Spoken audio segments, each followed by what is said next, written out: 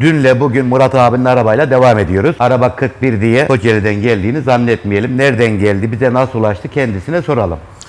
Instagram'dan uğraştım. Recep Usta'nın yaptığı arabaları işleri çok gördüm. Ben de ağır bakımım vardı. Baskı, balata, bilyaların değişimi, genel bakımını ustama getirdim. Şimdiye kadar süreçte mükemmel orijinal parçalardan devam ettik. Arabamı bir akşam üstüne doğru alacağım. İnan her şey gönlümün istediği gibi oldu. Gözünün önünde oldu. Her şey gözümün önünde ve orijinal parçalardan oldu. Yani Recep Usta'ma ve Arif'ime çok teşekkür ederim. Arif de fazla görünmek istemiyor videoda. Onun da emeği var, Arif'in de. Onu da söylemek isterim. Evet, arabamızın şanzımanını söktük. Kavramamızı değiştirdik. Mekatroniğimizin bakımları, değişimlerini yaptık. Dün Murat Bey gitmişti ama o gitti, biz gitmedik. Sabah geldi, araba sökülmüş ve kavrama takılmış görünce şaşırdı. Ne zaman yaptınız akşam diyor. Sen gezerken dışarıda dedim, biz burada çalıştık. Kavramamızı yaptık. Şanzımanımızı şu an itibariyle yerine montajını yaptık. Bu taraf aracımıza göre sol taraf motor kulağının değişimini Baran Usta'nın gönderdim. Almaya gitti. Şanzımanı bitirdikten sonra trigger bölümümüz var. Arabamızda aşırı bir uğultu var. Antalya'da servise girmiş. Ne olduğunu kendinden dinleyelim. Antalya'da serviste bana dediler şanzımanın sökülmesi lazım dediler. Burada böyle bir şey işlemin olmadığını söylediler. 2 tane polyo bilyası, ön bilyası değiştikten sonra bu sesin kaybolacağını söylediler. Ve gittik testini de yaptık. Ve inanın bilyayı değiştirdik. Olay kesildi. Abi Antalya'dan mı geldin? Antalya dedik. Ben Antalya Lara'dan Yeşilbahçe Mahallesi'nden geldim. Bilyalar Antalya'dan mı değişiyor? Hayır. Orayı pek anlayamadım. İstanbul'da Recep Usta'nın tarafından değiştirdiler. Orada ne dediler sana? Orada şanzımanda uğultu var. Şanzımanın içi açılması lazım. Oradaki bilyalarda veya dişlerde bir sıkıntı olduğunu söylediler bana. Ondan sonra buraya Recep Usta'ma geldi. Yok böyle bir şey dedi. Sadece 2 tane polyo bilyasını değiştireceğiz dedi. Ses kesildi. Elimizden çıkan kavrama bu, takılan bu. Tamam. Bunlar Burada zaten birçok parça var usta. Göbekleri, Kavra. pulları. DSG 7'leri kavrama olduğu için çift kavramadır. Baskı balata gibi düşünmeyelim. Kuru kavrama. Bakın DQ 200 dediğimiz şanzımanın kavraması budur. Birazdan döndürdüğümüzde kavramanın yanık halini göreceğiz. Bu kızarmış şekilde tamamen. kızarmış. Aynen öyle. Balatalarımıza bayağı Zaten aşınmış. pul ayarlarında boşluklar vardı. Bu da balatanın bittiğini göstereceğiz. Biz sadece kavrama değişmiyoruz. Kavrama ve volant set halinde değişelim. Sonra arabanın içinde böyle göbeğiniz sallanmasın. Enjektörcüye gidip de enjektör yaptırmayın. Evet, o da var. Şimdi volanta geldik. Volantımızda bu arabada dikkat edilmesi gereken önemli özelliklerden biri Diş arkadaşlar sayısı. diş sayısıdır. Benzinli aracın volantı bu araca kullanılmaz. Biri 129 Kullananlar diş, var. biri 131 diştir. Kullananlar vardır. Bilgin olsun abi. Sana da bunu söylemekte yarar var. Benzinli takıp dizel parası alıyorlar. Yaklaşık 7-8 bin lira fark var. Sen bunu bilmiyorsun ancak maalesef senden para çıkmış oluyor. Arif'im sabahleyin hem Baran Ustam, Recep Ustam birebir kendileri saydılar sayılarını yaptılar. Evet. Birebir ikisinin de ölçüsü 129'du. 129 olması lazım. 131 diş benzinli çıkar, bilgin olsun abi. Bunun Fiyatı da yarı yarıya. Fiyatı da yarı yarıya. Bunun dışında şurada K1 ve K2'yi kontrol eden çatallarımız var. Hemen gösterelim. İşte 2 tane çatal bulunuyor. Bu çatallar da yine kavrama seti içerisinden çıkıyor. Bu bizim debriyaj rulmanımız. Bu da K1 ve K2'nin pulları. Ayarları çok önemlidir. Tolerans 30 milim ile 1 milim arasında, 0.30 ile 1 milim arasında değişmesi gerekir. Şimdi kulak demiştik. Kulak bizim araçlarımızda problem ne gibi yaratır onu söyleyelim. Kulak koptuğu zaman ne oluyor usta? Koptuğu zaman veya boşluk yaptığı zaman ışıkta kalkıp öndeki araca biraz yaklaşmak istediğinde aracın motorunun şöyle bir oynadığını hissedebiliyorsun. Kavramanın geç aldığını hissediyorsun. Niye? Kavrama yapıyor araba. Aksdan kuvveti alıyor, kulağa gezdiriyor. Arabayı ileri gezdirmiyor. Yani her vuruntu, her silkelemede kavrama, Kulaktan. volant değildir. Kulaklar da olabilir. Bu araçta toplam 3 parça kulak var. Bazı araçlarda tam traverslerde 4 parça kulak oluyor. Bu yüzden kulağın sağlığı da çok önemli. Gördüğünüz gibi şu şekilde. Eskiyi de göster Baran hemen. Değişen kulağımız burada. Yeni kulağımız burada arkadaşlar. Bunun montajı yapılacak. Şanzımanın montaja bitiremiyoruz çünkü kulağa takmamız gerekecek. Burada hemen kulağın montajını gerçekleştirelim. Yardım edelim bana. Kulağın montajını yaptığımızda şöyle motor askı aparatımızda olması gereken motor seviyesine gelecek. Toplam bunda 4 tane 16'lık civatası var. 10 Kulağın, milimetrelik dişinde.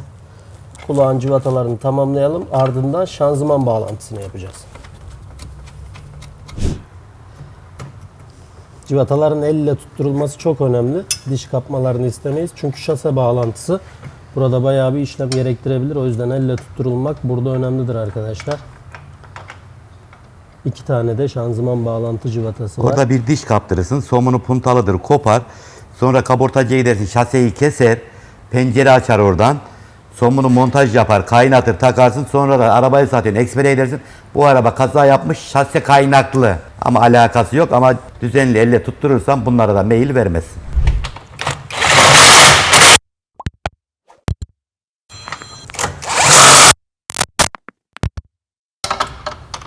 Bas. Efendim. Bas. Aleykümselam.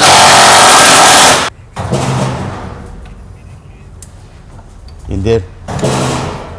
Tamam.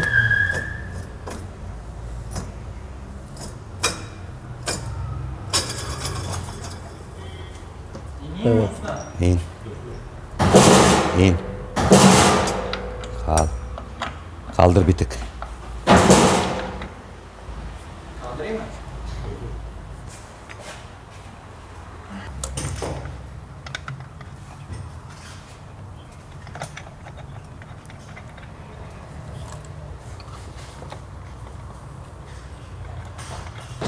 Kulağın üstünde bulunan şöyle plastik bir tabakamız var arkadaşlar. 2 tane somun tutuyor.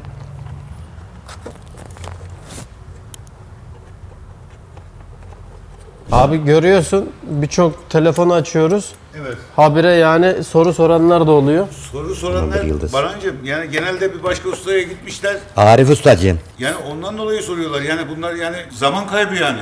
Zaman kaybı tabii, ona cevap ver kaybı abi, yani. burada iş yap. Tabii ki de zaman kaybı olabiliyor. Şimdi burada DSG kavramanın mekatronik bölümünde şöyle tesisat tutucu parçamız var. 2 tane onluk. Bunu da sıktıktan sonra tesisatı içerisine geçireceğiz. Bu şekilde mekatronik karta da bir adet tesisat girecek. Kilitli bir sistem. Girdiğinde zaten göreceğiz. Bu şekilde kilitleniyor. Hem sizin için iyi. Yani nefes alıyorsunuz ondan. Tabii ki de. Ha. Ama onun faydası var yalnız. Var var. O olmasa çalışamayız. Çalışamayız abi.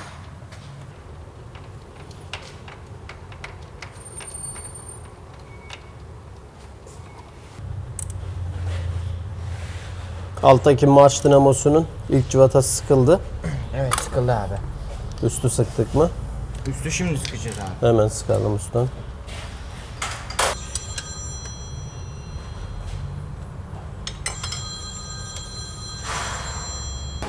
Hemen üstüne de bir bağlantı kablomuz tekrar bir somunla tutturulacak.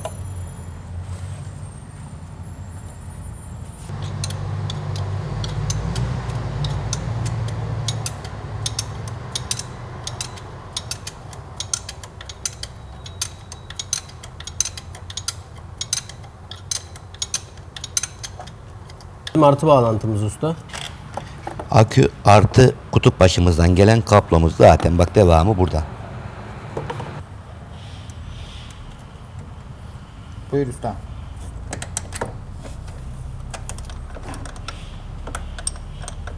Arkası gevşek, gördün mü? Önemli bir ayrıntı aslında orası. Burası gevşek olduğu zaman maalesef problemler yaşanabilir. 12 Usta bir gevşek olursa ne olur? kuşlar uçar. Tamam.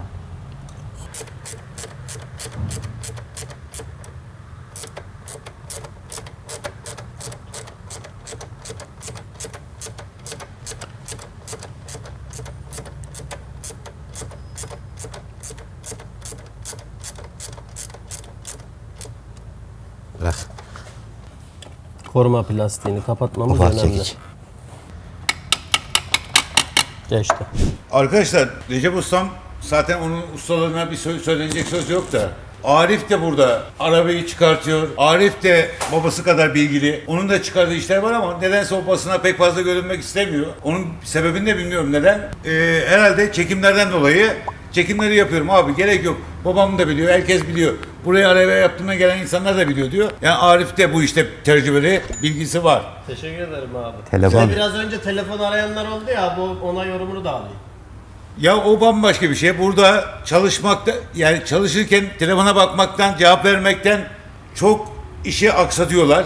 Ve insanlar başka bir yere götürüyor arabayı tamir için. Oradaki usta diyor ki bunun diyor motora inmesi lazım. Ondan sonra kalkıyorlar buraya arıyorlar. Acaba Recep Usta böyle bir şey var, bunda motora inmesi gerekiyor mu diye Recep Usta'dan onay almaya çalışıyorlar. Onay aldıktan sonra oradaki işi yaptırmak istiyorlar. Yani illa yani doğru mu söylüyorlar? Başkaları doğru söyleyip söylemediklerine emin değiller insanlar. Bu da çok yanlış. Ama ben burada aracı görmüyorum ki yorum Görmeden yapayım. söylüyor. Ama Recep Usta sana itimat ediyorlar. Başkası yapsa bile evet onun dediği doğru mu, doğru değil mi diye sana teyit ediyorlar burada. Telefon çalıyor bakmıyorsun dedin ya biraz önce. He. Sen de ulaşamamıştın bana defalarca. Mesaj yazdım abi en sonunda. Mesaj yazdım Çalışırken telefon açmıyorum. abi. Yani. Açmıyorum. Açıyorum. Diyor ya usta ben arabamı satacağım kaça satayım? Ya bana ne kaça satarsan sat. Yani Arabamı şu adam yapacak da arıza şöyle söylüyor. Sen ne diyorsun? Beni alakadar etmiyor ki o konular. Yani onay almak istemeleri senin zamanını çalıyorlar burada. Evet. Yani bence bu yanlış bir şey. Yanlış yani yere gidiyor bu. Yani sen onay verdiğin zaman o usta aynı şekilde mi yapacak? Aynı şekilde mi toplayacak? Bu da yanlış yani. Tabii ki biz görmedik. Yorum Yani yapmamız görmediğin yanlış. bir şey için yani nasıl yorum yapabilirsin ki? Mümkün değil. Mümkün değil. Kullanılmış parçaya getirdikleri oluyor bazen. Evet. Onlar da yanlış abi. Yani sen onay vermediğin parçayı tak abi diyor. Ben bunu satacağım diyor. Ben yapmam dediğin kaç tane gördüm burada araba gönderdiğini. Evet. Maalesef oluyor. Yani bunları da abi yapmasınlar yani insanların zamanını boş yere almasınlar. Aracımızı kaldırıyoruz. Alttaki işlemlere devam edeceğiz arkadaşlar. Tabii ki sol tarafta şu an kavramaya dair parçalar takılıyor. Sağ tarafa geçeceğiz. Yine birçok işlemimiz olduğunu söyleyelim. Altta kalan somunu da sıktık. Bu da standart Volkswagen'lerde gördüğümüz kulaktır. Alt şanzıman kulağı. Herhangi bir problem görünmüyor bunda. Bu yüzden kendi parçasını montaj edeceğiz. Traverse geçtiğine emin olalım. Cıvata delikleri de önemli. Işığı tutışı. Buyur usta. Cıvatalar dediğimiz gibi yine el ile tutturuluyor. Tabancayla, basınçla herhangi bir şekilde tutturmuyoruz. Bir uzun, bir kısa şanzıman cıvatası. Kısa buranın. İt diyor, it. Şanzımanı it. Bakarak oğlum ezbere değil. Ezbere değil.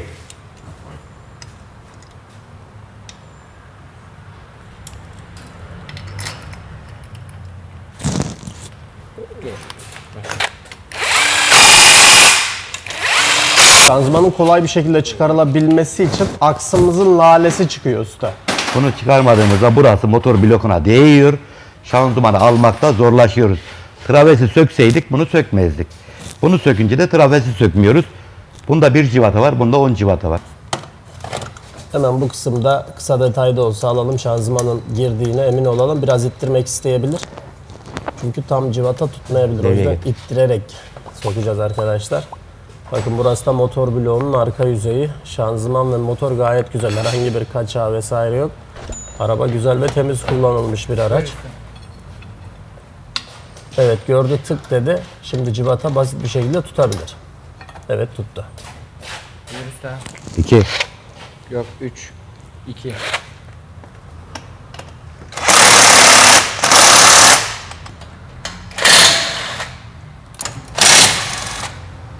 Fren merkezinin 2 tane cıvatasını söktük. Fren balataları çıkacak. Buradaki işlemimiz abimize denilen bir uğultu sesiydi. Antalya'da şanzımanda problem var. Açılacak denmişti. Doğru muydu abi? Doğru. Doğru Arif'im. Ama Ve şanzımandan geliyor bu ses. Şanzımandan Gerçek geliyor mi? dediler bana. Bilye sesi değil dediler. Buraya geldik bilye sesi olarak çıktı. Korya'da problem olduğunu Evet. gördüm. Tabii daha önce disk değişimi yapılmış galiba abi. usta, bak. Civatayı sıkmamışlar. Sıkmamışlar. Bak direksiyonu titriyordu. Ustama da söyledim onu. Bilgin olsun. Evet sıkılmamış. 21 Arif'im büyük yapılan telefon. işçilik başka yerde. Serviste yapıldı bunun işçilik bu işte. Maalesef. Yani söyleyecek kelime yok yani. İyi getir koş. Veya Volkswagen yapıp da sadece Volkswagen'ciler. Volkswagen'ciler yapmışlar. Mesela. Koçum beni.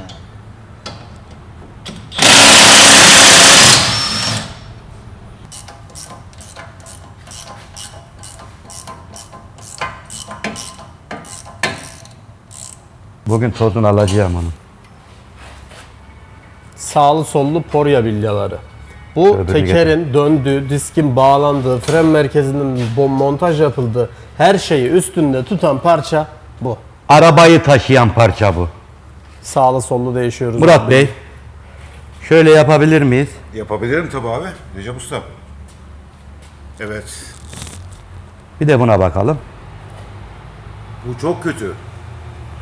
Sen bu işi bilmediğin halde kötü olduğunu anlayabiliyorsun. Abi çok fark var.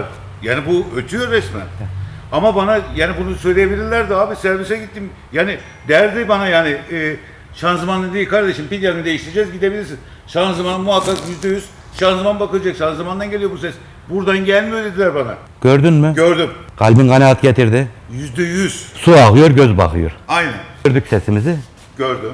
Öbürünü de gördük. O iyi konumda mıydı? Biraz Bu ama buna göre iyi konumdaydı. Yani %50 diyeyim yani. O 3 gün sonra da onun için gelecektim. Gerek olmuş yani. Şimdi onu da değiştiriyorsun, doğru mu? Evet doğru, ikisini de. Ben de öyle istiyorum. Niye biliyor musun? Ekmek arası köfteyi yaptık.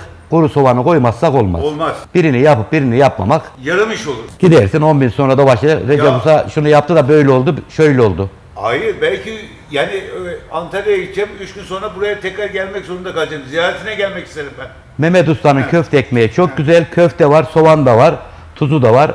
Lezzetlice yiyelim. Eyvallah. Ama tek yaparsak ekmek arası köfte soğansız olur. Dökmeden. Hadi gönder. O oradan mı geliyordu acaba? Yoksa bazen karıştırıyor. O takoz eğer öyle kullanmaya devam etse. Aşırı boşlukta vurmalar yapar. Aksine- İçindeki rulmanlar boşluk iz yaptı mı tıkırtı başlar. Al. Kaldır oğlum. Aksımızın sağ taraf uzun olduğunu görüyoruz. Bunun tek bir sebebi şanzımanın solda olması. Sağ tekere kadar aksın uzun olması gerekiyor. Sol aksımız ise kısa olacaktır. Burada laleye bağlantısı var.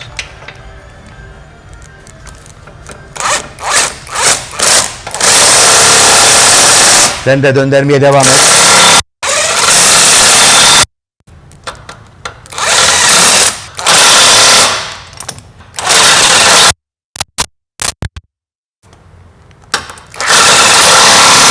Şanzıman mısın sen? Değilim.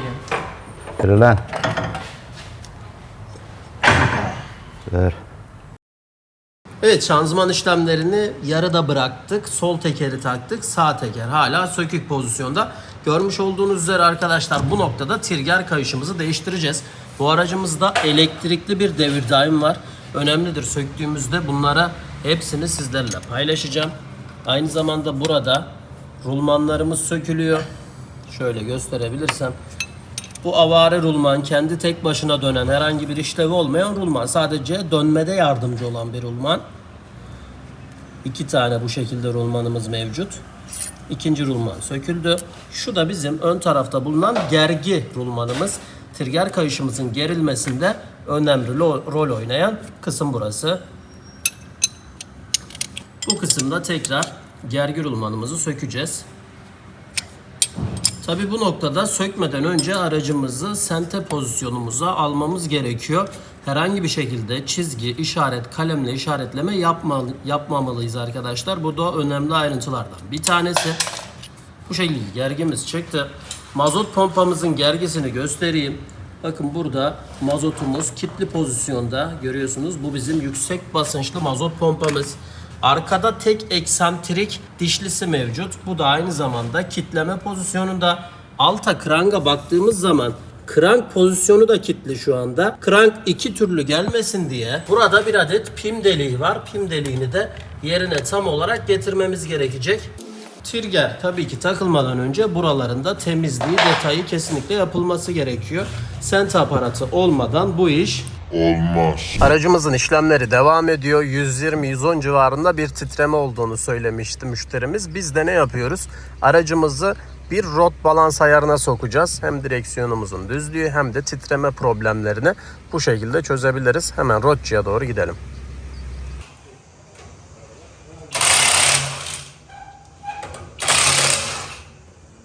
Şöyle bir çekim alabilir miyim abi? Alırsın, niye alamıyorsun? Teşekkür Şu ediyorum. an balans için sökülüyor araba. Evet. Şu da çekeyim de.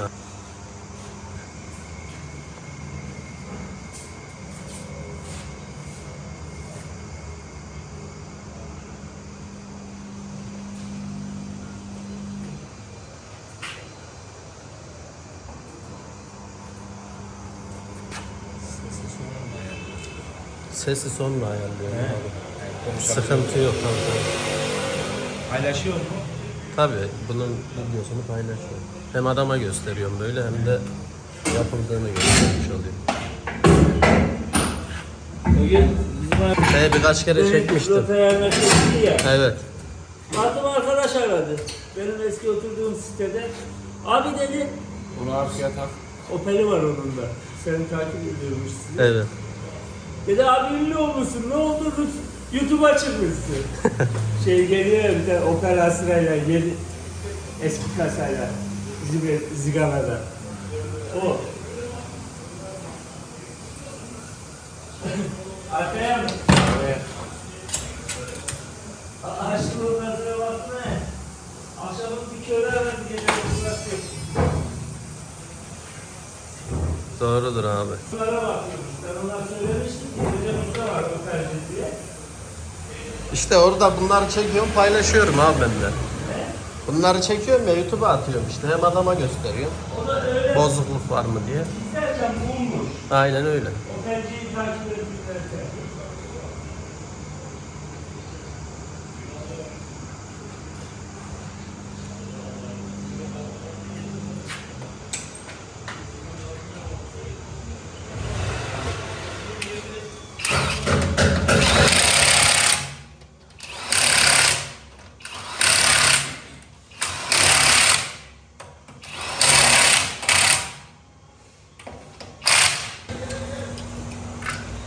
Bu torklu mu sıkıyor abi? Hı, torklu sıkıyor.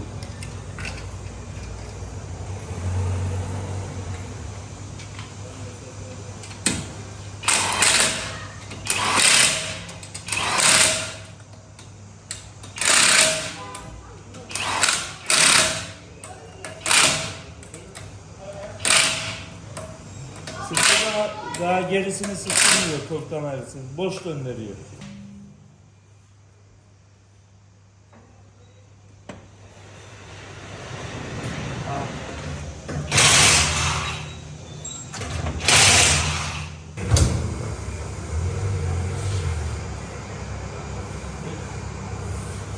Yaptım. Hastaneye gittim, birader aradı. Orada gündüz, gece saat 12'de orada. Evet, rot ayarımız, balansımız hepsi tamam. Sizlere detayları gösterdim. Bozuklukları da gördünüz lastiklerdeki. Aynı zamanda çalışmasını da göstereceğim. Herhangi bir sıkıntı yok gibi gidiyoruz. Aracımızın kavraması değiştiği için yazılımsal olarak temel ayar, sürüş adaptasyonları da yapıldı. Aracımızın devir daimı, hava alma olayı da yine cihaz üzerinden yapılıyor. Bunlara da dikkat etmekte yarar var arkadaşlar. Şu an gördüğünüz gibi güzel bir şekilde ilerliyoruz. Bazı araçlarda biliyorsunuz şikayet kendiliğinden kalkmıyor. Yani freni bıraksanız da DSG'nin kalkması gerekiyor. Şöyle freni bırakıyorum. Kendi hareket etmesi lazım bu şekilde. Tabii ki zamanla kavramanın bitmesinden kaynaklı da bu durum oluşabiliyor.